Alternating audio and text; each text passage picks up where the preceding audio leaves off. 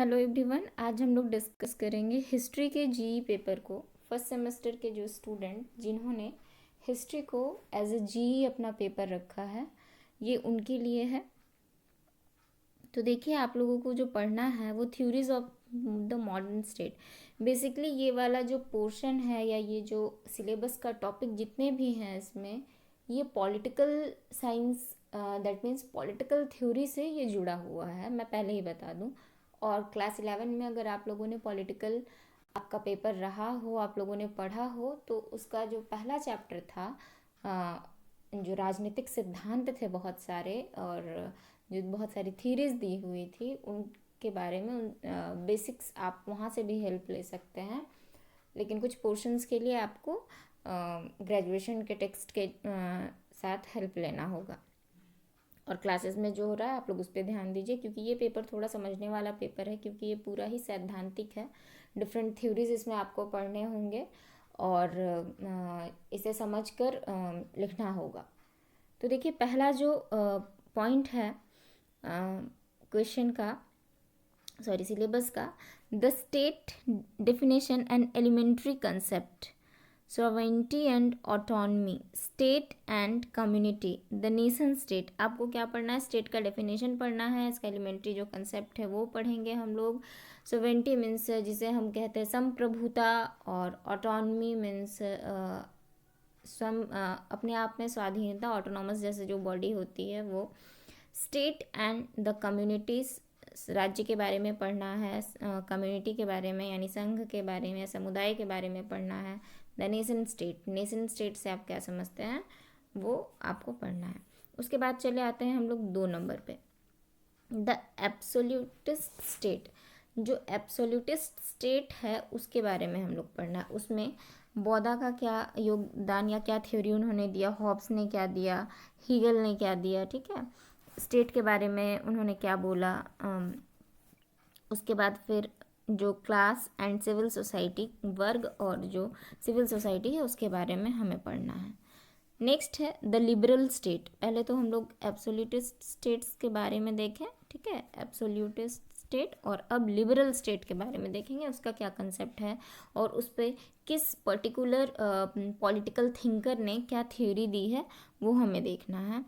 इसमें भी स्टेट के बारे में पढ़ेंगे कि लिबरल स्टेट कैसा है, इंडिविजुअलिज्म क्या है, एंड सिटीजनशिप क्या है, व्यक्तित्ववादी, और सिटीजनशिप दैट इज नागरिकता।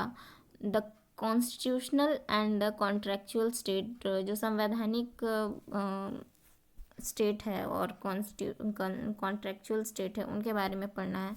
जॉन लॉक ने इसमें क्या थ्योरी दिया है, उसका जो लिबरलिज्म का थ्योरी है एंड डेमोक्रेटिक ऑर्डर जो है उसके बारे में हम लोग देखेंगे।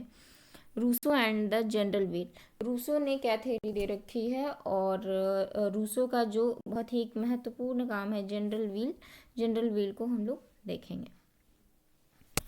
जैसे कभी कभी शॉर्ट क्वेश्चन में पूछ देता है कि जनरल व्हील किसकी रचना है या किससे जुड़ा हुआ है, तो देखिए डायरेक्ट सिलेबस से ही आप लोगों को ये क्वेश्चन का आंसर पता होना चाहिए, अगर आप लोग सिलेबस ढंग से देखते हैं तो।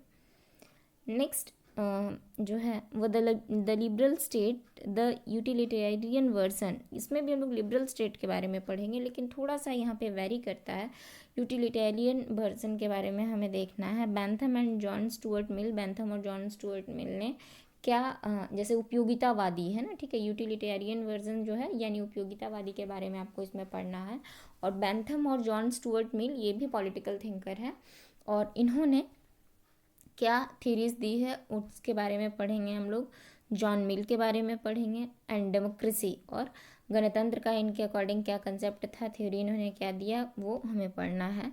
The training of the majority, majority के ऊपर भी हमें देखना है। Next the state and class Marxist perspective, the problem of Bonapartism, Marx Weber and the bureaucratic order.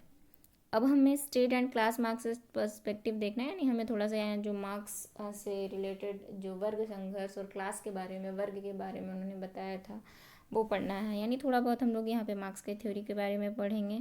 बोनापार्टिज्म की क्या समस्याएं थी, क्या कमियां थी, वो हमें देखना होगा। Max weber and the bureaucratic order, max weber ने क्या थ्योरी दी और ब्यूरोक्रेट के लिए और ब्यूरोक्रेट ऑर्डर को उसने किस तरह से डिफाइन किया और उस पर उसने क्या कहा, उस पर क्या सिद्धांत दिया, वो हम देखना है।